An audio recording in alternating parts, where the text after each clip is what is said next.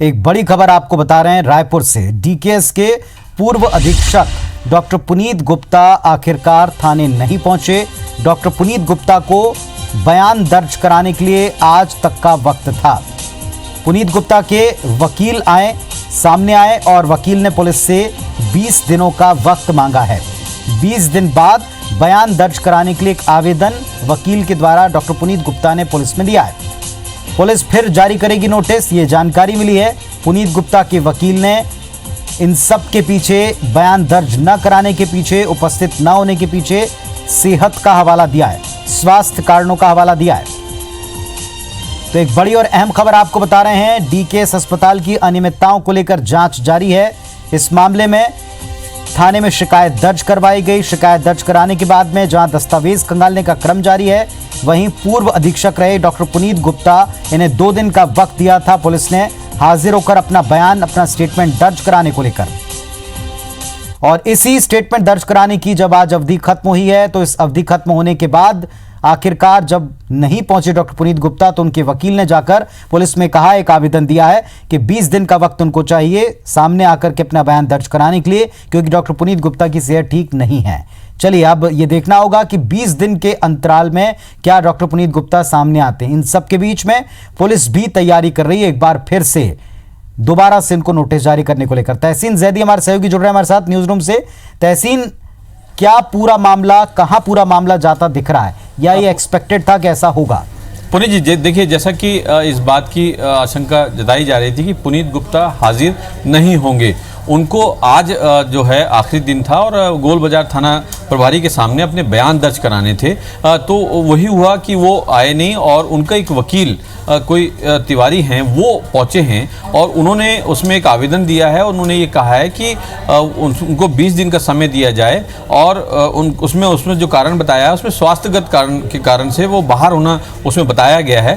तो उस जो आवेदन लगा है उसमें सबसे बड़ी बात एक देखने वाली ये आई है इसमें कि उस आवेदन के साथ ना तो किसी डॉक्टर का प्रिस्क्रिप्शन है, ना किसी तरीके की कोई जो जांच हुई है उसकी कोई उसमें रिपोर्ट लगाई है। तो कुल मिला के ये जो दिख रहा है कि वो एक तरह से पुलिस से बचना चाह रहे हैं। तो उसके चलते ये सिर्फ एकमात्र कागज जो आवेदन के रूप में पुलिस को मिला है वो वहाँ पे जमा हुआ है। और उसमें जो अभी हमारी पुलिस के आला अधिकारियों से जो बात हुई, उनका ये कहना था कि उसमें कोई भी प्रिस्क्रिप्शन नहीं है, कोई भी जाँच रिपोर्ट नहीं है। उसके आधार पर इसको तत्काल हम खारिज करते हैं और खारिज करने के बाद उनको आज ही दूसरा नोटिस जो है वो जारी होगा। इसमें बताना चाहूँगा कि उनको जो पहला नोटिस जो जारी हुआ था, उनके घर पे जो नोटिस गया था, हालांकि उनको किसी हाथ में उसमें तामील नहीं हुआ था उस नोटिस का, उनके घर पे चस्पा करके आ गए थे। तो ये 3 दिन पहले की ये बात है। तो उसके बाद आज उनको आखिरी दिन था, तो उसमें पुलिस जिस तरीके से उसमें तैयारी भी करके रखी थी कि वो आएंगे, क्योंकि अभी तक की अगर जांच की बात करें तो इस जांच में जो के सहारे हैं, जो वर्तमान में जो अधीक्षक हैं, उनके बयान हो चुके हैं। वहाँ के जो स्टाफ हैं, जो इन्होंने जो सबसे जो कमेटियाँ बनाई थी, चाहे वो भर्ती कमेटी हो, खरीदी कमेटी हो, उनके उसमें जो समितियों में जो डॉक्टर थे, उनके इसमें बयान हो चुके हैं। और बस अब जो है उसमें 2 चीज़ें इसमें बाकी हैं, जिसमें बैंक से जो एक रिपोर्ट आनी है। इसमें एक बात और सामने आई है, पूरी जांच में जो पुलिस के आला अधिकारियों से बात हुई है, इसमें ये कहा गया है कि बिना अनुमति के इसमें व्यय किया गया है शासन से। तो इसमें एक बात ये निकल के आई है। इसके अलावा इसमें एक बात और यहाँ पे देखने में मिली है जांच में कि जो रिपोर्ट, जो कई फाइलें हैं, करीब 100 फाइलें ऐसी हैं जो कि उस अस्पताल परिसर में कहीं भी ना तो रिकॉर्ड रूम में है, ना परिसर के किसी रूम में है। तो इसकी बात की आशंका पुलिस जता रही है कि वो फाइलें या तो डॉक्टर पुनीत गुप्ता ले गए, क्योंकि जिस तरीके से बयान में जो वर्तमान अधीक्षक हैं के सहारे, उन्होंने भी इस बात के अपने बयान में दर्ज कराया है कि उन्होंने जब वो ज्वाइन किया है तो उनको ना तो किसी तरह की कोई दस्तावेज मिले, ना ऑफिशियल कोई फाइलों की जानकारी दी गई है।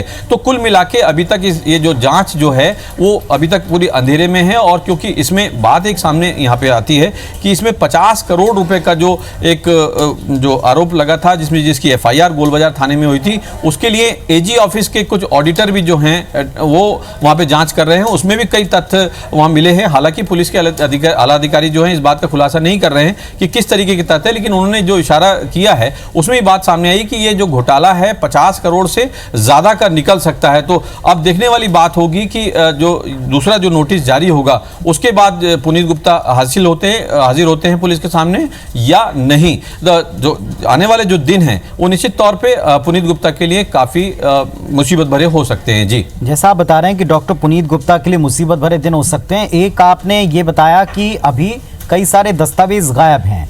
क्या इन गायब दस्तावेजों के बावजूद वैसे एविडेंसेस या वैसे आरोप जो लगाए जा रहे हैं उनको सिद्ध कर पाएगी पुलिस? इसके लिए पर्याप्त साधन मौजूद हैं? दूसरी बात ये कि अब जब ये 20 दिन की मोहलत मांगी गई है, इसमें पुलिस अगला स्टेप क्या उठाएगी? सीधे नोटिस जारी करेगी या वक्त देगी? देखिए पुनीत जी, जैसे मैंने बताया कि इसमें उन्होंने 20 दिन का समय मांगा है और सिर्फ एकमात्र आवेदन उसमें लगा है। तो अगर उसमें जो जिस तरीके से लिखा है कि स्वास्थ्यगत कारणों से उन्होंने समय मांगा है, तो उस आवेदन के साथ में डॉक्टर का प्रिस्क्रिप्शन होना चाहिए था। उसके साथ में उनकी जो जांच रिपोर्ट, अगर कोई डिजीज है, कोई बीमारी है, तो उसमें उसकी जांच रिपोर्ट लगनी चाहिए थी। लेकिन एकमात्र सिर्फ एक आवेदन पहुंचा है, एक सिंगल कागज में, जिसमें यह कहा गया है कि स्वास्थ्यगत कारणों से उनको 20 दिन का समय उन्होंने मांगा है, वो बाहर हैं। तो इससे साफ नजर आता है कि वो पूरी जो कार्रवाई है, जो पूछताछ है, उससे बचना चाह रहे हैं डॉक्टर पुनीत गुप्ता। तो ये कुल मिला के ये बात सामने आई है कि पुलिस ने उसको खारिज कर दिया है, उनके आवेदन को, और एक अगला जो नोटिस है जहां तक है वो शाम तक उनके घर पे चस्पा कर दिया जाएगा।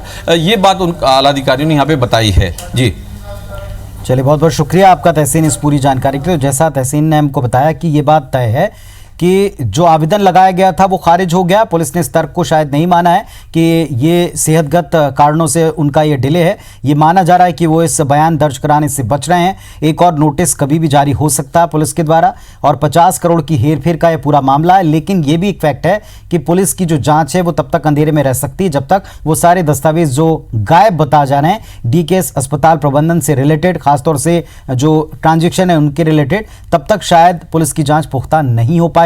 ये दस्तावेज अभी भी नहीं मिले।